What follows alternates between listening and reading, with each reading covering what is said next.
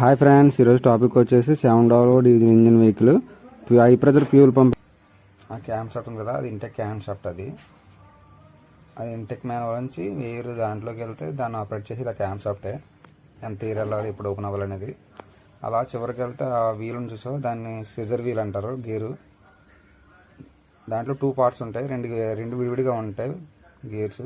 అవి రెండు కలిసి ఒక పాయింట్లో పెట్టాలి.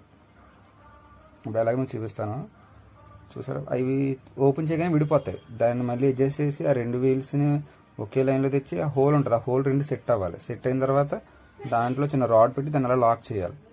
లాక్ చేసిన తర్వాత ఇంకో టైమింగ్ పాయింట్ ఉంటుంది, ఆ పాయింట్ ఆ కిందకి ఎట్టుకోవాలి. చూసారా, చిన్న పాయింట్ కనబడుతుందా?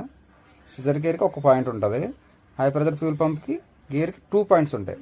ఆ 2 పాయింట్స్లోకి ఈ సింగిల్ పాయింట్ గేర్ సెట్ అవ్వాలి, అప్పుడే అది కరెక్ట్గా సెట్ అయినట్టు. అలా సెట్ అవ్వకపోతే ఆ పంప్ అనేది కంపల్సరీ డ్యామేజ్ అవుతుంది. అదే టైమింగ్ అంటే. తర్వాత నెక్స్ట్ కవర్ వేసాం. ఒకసారి ఇంజిన్ ఆన్ చేసి చూద్దాం, ఏమేమి ల్యాంప్స్ వస్తున్నాయో సార్ చూద్దాం. క్లస్టర్లో ఇంజిన్ ల్యాంప్ ఒకటి ఉంది, మాల్ ఫంక్షన్ ల్యాంప్ ఒకటి, ఏబిఎస్ ఆఫ్ అని ఒకటి ఉంది, పక్కన సీట్ బెల్ట్ ఒకటి ఉంది. ఈ మాల్ ఫంక్షన్ ల్యాంప్ అనేది మేనేజ్మెంట్ పెట్టి క్లియర్ చేయొచ్చు.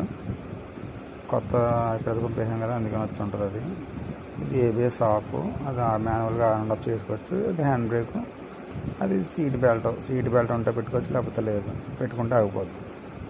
అంతా ఓకే, బాగానే ఉంది అంతా ఓకే, గుడ్.